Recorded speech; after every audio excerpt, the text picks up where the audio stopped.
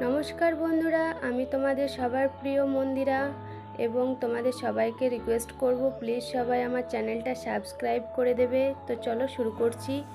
আজকের আলোচ্য বিষয় জৈন সম্প্রদায়ের মধ্যে সবচেয়ে উল্লেখযোগ্য উৎসব মহাবীর জয়ন্তী। জৈন ধর্মের সবচেয়ে বড় গুরু হলেন 24তম এবং শেষ তীর্থঙ্কর মহাবীর। আনুমানিক 599 খ্রিস্টপূর্বাব্দে তিনি বিহারের কুণ্ডল গ্রামে চৈত্র মাসের 13তম দিনে জন্মগ্রহণ করেছিলেন। তার পিতামাতা হচ্ছে রাজা সিদ্ধার্থ এবং রানী ত্রিশলা। আমরা বিভিন্ন তথ্যের মাধ্যমে জেনেছি ভগবান মহাবীরকে জন্ম দেওয়ার সময় রানী কোনো বেদনা অনুভব করেনি।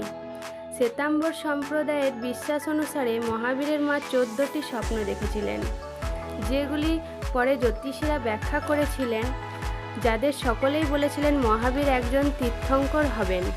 মহাবীর যখন 30 বছর বয়সে পৌঁছায়, তিনি সত্যের সন্ধানে তার সিংহাসন এবং পরিবার ত্যাগ করে।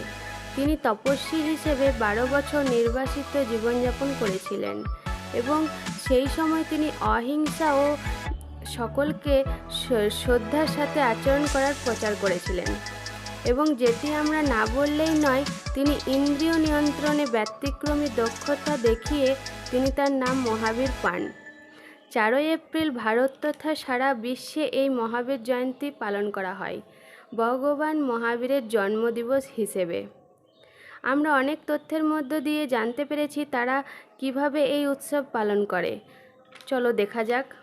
যেমন জৈন মন্দিরগুলি এই দিন পতাকা দিয়ে সাজানো হয় এবং মহাবীরের মূর্তিকে দুধ বা জল উৎসর্গ করানোর পর পালকিতে বা ঘোড়ার গাড়িতে সেই মূর্তি নিয়ে শোভাযাত্রা বেরোয়। এছাড়াও ভক্তরা পবিত্র কবিতা পাঠ করেন। পুরোহিতরা এই দিনে ভগবান মহাবীরের শিক্ষা সম্পর্কে বর্ণনা করেন।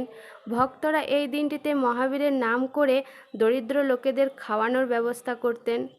ভক্তরা সততা ও সাধারণ জীবনযাত্রার পথে অনুসরণ করার শপথ নেন।